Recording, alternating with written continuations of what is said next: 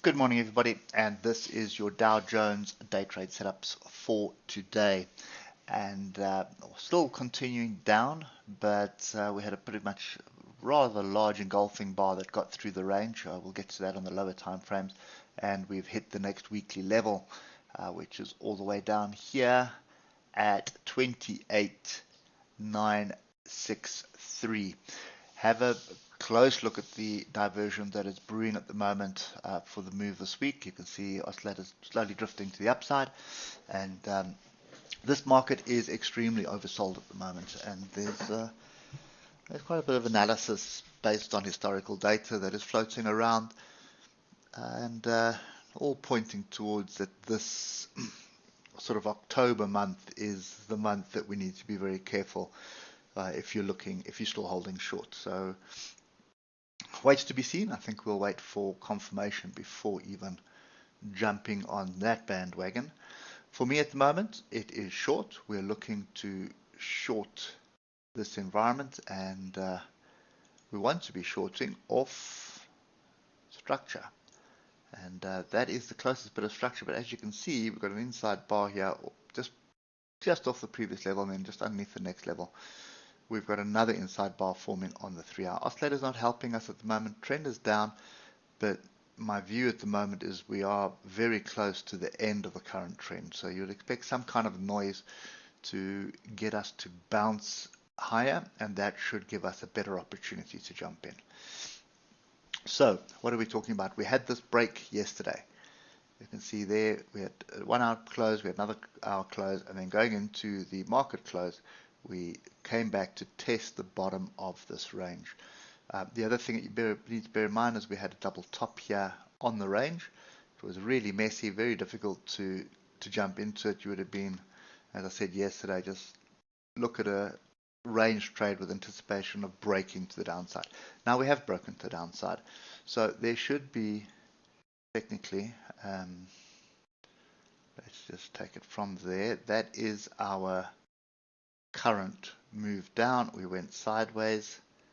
That is our measured move, and if you drop down, you'll see measured move comes into 28,570. Just want to pop back to the 8-hour just to see what there is to the left at that level, and we need to go back quite far. And if you have a careful look, you'll see that is just above the next gap to the downside. So very possible, but also look at the structure that we have here where price is at the moment. You can see all these tails, you can see these swing highs. So it's not quite an area that we want to be jumping in short down here. We are still looking to go short, but we want to be looking for short higher up.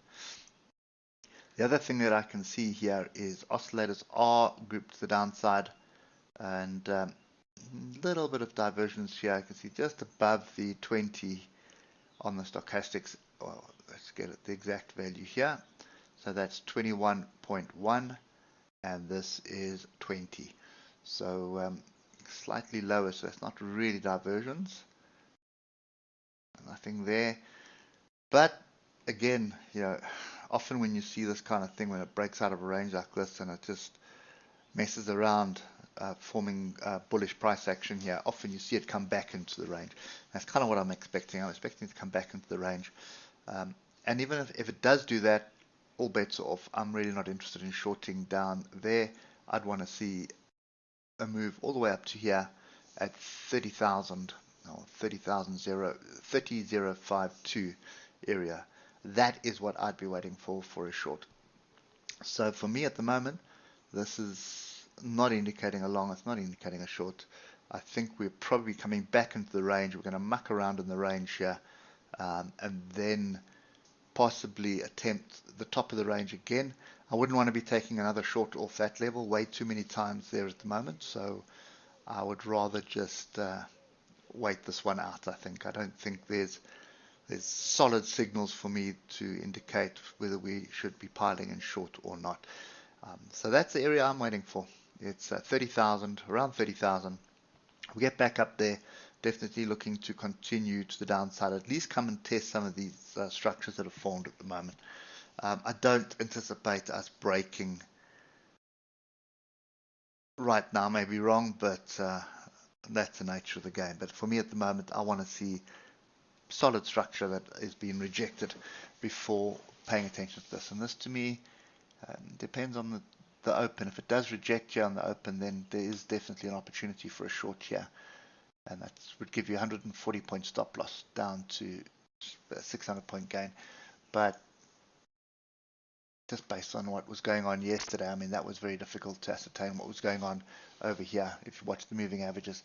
So, yeah, that's kind of my view at the moment. More of a sit on hands than anything else, unless we get some really decent price action off the level that's indicating we should be looking for a continuation to the downside. And if that price action is there, the stop loss is extremely tight, because I do not trust what is happening on the 8 hour. I do not trust what's happening on the daily at the moment, and the weekly has still got a way to go. But look to the left, there's a lot of structure on the weekly, and if you also just pop across to the monthly, you can see the monthly still a way to go. But again, look at this area on the monthly, it is extremely strong support. So it's going to take a lot of noise to break through that to the downside right now.